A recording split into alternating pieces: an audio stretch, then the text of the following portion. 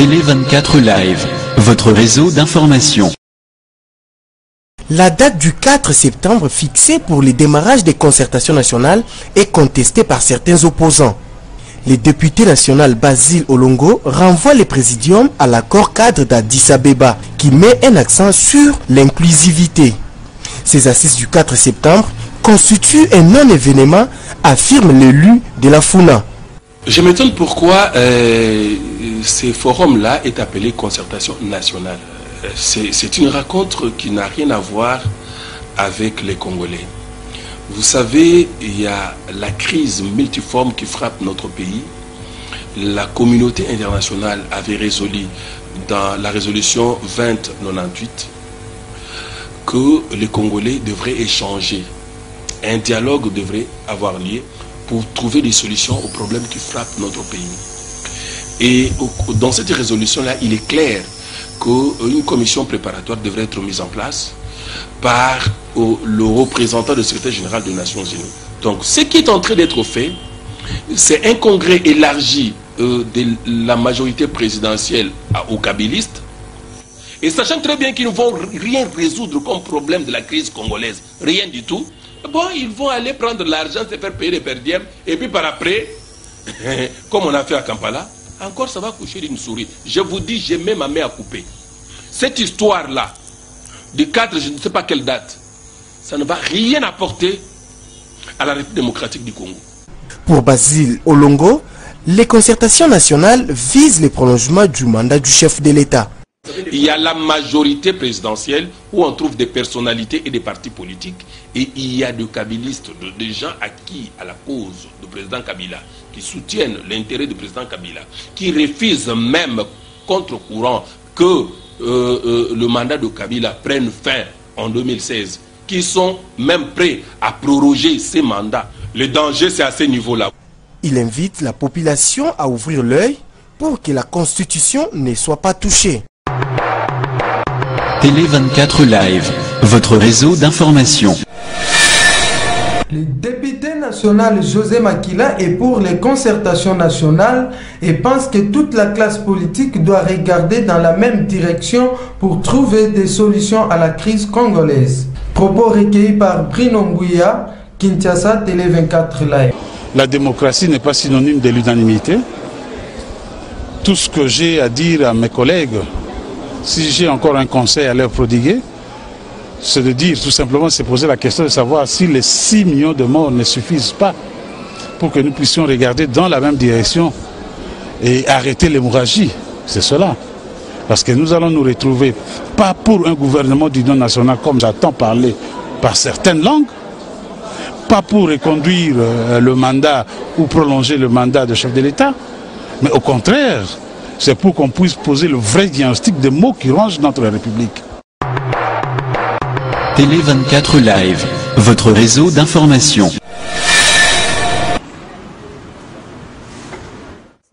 Accompagner les autorités de la RDC dans la quête du mieux-être de ses citoyens et permettre un accès égal aux hommes et aux femmes à la prise des décisions. C'est la raison principale de ces assises organisées par les ministères du genre, famille et enfants en collaboration avec le PNUD. Je suis fier de pouvoir être aux côtés du gouvernement aujourd'hui pour discuter et pour pouvoir contribuer à la validation de la stratégie nationale sur le genre. Donc, nous avons eu l'allocution du ministre de la jeunesse et culture sur la place du ministre des genres. Et donc en fait aussi avec ONU Femmes, on a donc pu souligner ce que nous considérons important afin de pouvoir promouvoir l'égalité de la sexe ici en RDC. En fait, l'audit a souligné beaucoup des éléments où une politique nationale sur les genres pourrait donc promouvoir l'égalité des sexes en RDC. Les participants à cet atelier viennent de ministères provinciaux du genre, des directions d'études et planification et de la société civile. L'essentiel, c'est de mettre en pratique tout ce que nous avons convenu dans le cadre de la stratégie de la promotion du genre. Et je crois que l'accompagnement des partenaires extérieurs est très souhaité et il faut le souligner, c'est un accompagnement dont nous sommes reconnaissants. La mise en œuvre concrète de ces stratégies nationales sera validée lors de ces travaux dont la clôture est prévue le 30 août prochain. Télé 24 Live, votre réseau d'information. La décision est tombée. Toutes les maisons construites le long du rail, ne respectant pas la distance, doivent être détruites. Au quartier d'Ano à Limete Kingawa, par exemple, aucune disposition n'est prise. Les propriétaires disent n'avoir pas été informés faute d'électricité et se plaignent de délai les accordés. La population n'a prise aucune disposition puisqu'il reste toujours intact. Comme nous avons l'habitude, nous les Congolais, nous voulons peut-être, ou bien nous prenons peut-être à des considérations les messages du gouverneur. Alors nous aimons que les histoires arrivent et dès qu'elles arrivent, et là maintenant nous allons commencer maintenant à se pulmoner pour chercher un peu de voies et moyens pour débarrasser nos histoires. La distance à respecter est de 7,5 mètres de part et d'autre de rail. Cette mesure n'est pas la première du genre. D'ailleurs, les habitants affirment avoir acheté le terrain auprès des autorités. Selon eux, l'État doit appliquer la décision. Néanmoins, ils réclament réparation du préjudice. Nous savons que l'État a interdit de construire le long des rails, dit cette femme. C'était 15 mètres auparavant, maintenant c'est 7,5 mètres. Qu'est-ce qu'il prévoit pour nous?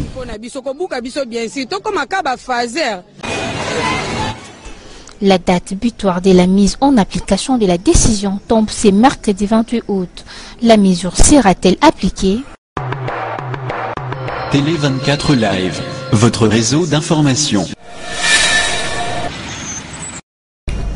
Le pont Matete sera bientôt remis à l'État, voire même modernisé, tout en ramenant la chaussée à 8 bandes pour permettre la fluidité de la circulation dans cette partie de la ville. Un caniveau est en pleine construction sur le chantier pour permettre la conduite des eaux de terrain Banounou vers la rivière Matete. La chaussée, quant à elle, sera ramenée à 8 bandes pour permettre la bonne circulation. Pour ce qui est du pont, la bretelle qui vient du centre-ville vers l'est servira uniquement aux personnes qui vont de Limete vers Matete.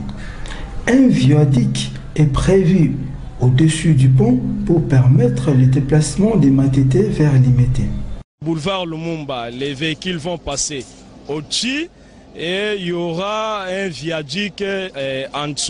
Toutefois, une expropriation sera faite pour les maisons environnantes qui empêchent le bon déroulement de ces travaux.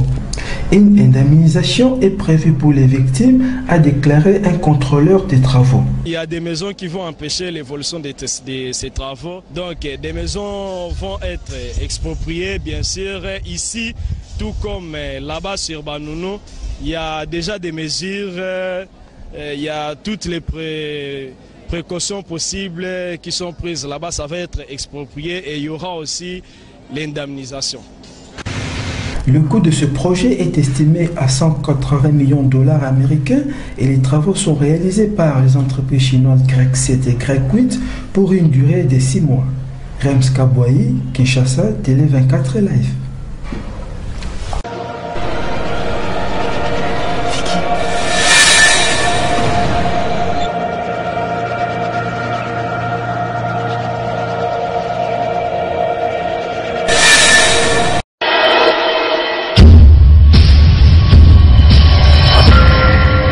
Télé 24 Live.